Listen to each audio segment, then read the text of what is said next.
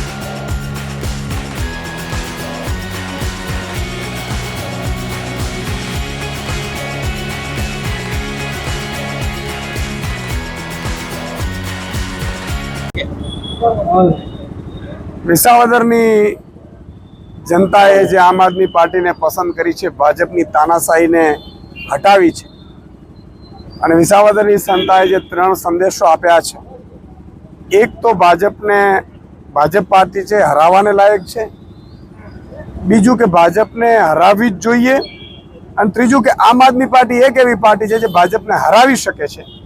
આ મેસેજ લઈને અમે જિલ્લે જિલ્લે જઈ રહ્યા છીએ અને ભાગરૂપે આજે હિંમતનગરમાં આવ્યા હતા। હિંમતનગરની જનતાને પણ એક વિનંતી કરી છે કે તમે પણ જાગો, તમારો આત્મા પણ જગાડો।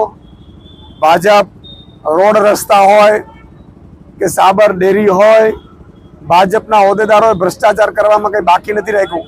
ખેડૂતોનું લોહી ચૂસવાનું હોય, વેપારીઓનો હોય, શ્રમિકોનો હોય, માલધારીઓનો હોય, ભાજપે બધાને પાયમાલ કરી નાખ્યા છે। મારી સૌ ઉત્તર ગુજરાતના નાગરિકોને વિનંતી છે કે ઉત્તર ગુજરાતમાં ખૂબ સારું થઈ શકે એમ છે। સહકારી ક્ષેત્રમાં પણ, સરકારીમાં પણ અને એપીએમસીમાં પણ ખૂબ સારું થઈ શકે એમ છે। અહીંયા લૂંટ ચાલે છે, તો એકવાર તમે વિસાવદરની જનતાની જેમ જો પરિવર્તન લાવશો તો આ બધું શક્ય છે। બીજું મારે ઉત્તર ગુજરાતની જનતાને એક વિનંતી કરવી છે કે કોઈ ભાજપના બનાવેલા બ્રિજ ઉપર ચાલતા પણ નહીં અને નીચે પણ ના ઉભતા, તમારા બાળકોને પણ ના ઊભા રાખતા। ભાજપના કાર્યકર્તાઓને પણ મારી વિનંતી છે કે તમારા બાળકોને પણ આ ભાજપવાળાના ખાડાઓથી અને બ્રિજોથી બચાવજો। તમે કમર માટે મત માંગો છો પણ આ તમારા બાળકોનો એકના એક દીકરા દીકરીનો જીવ લેશે।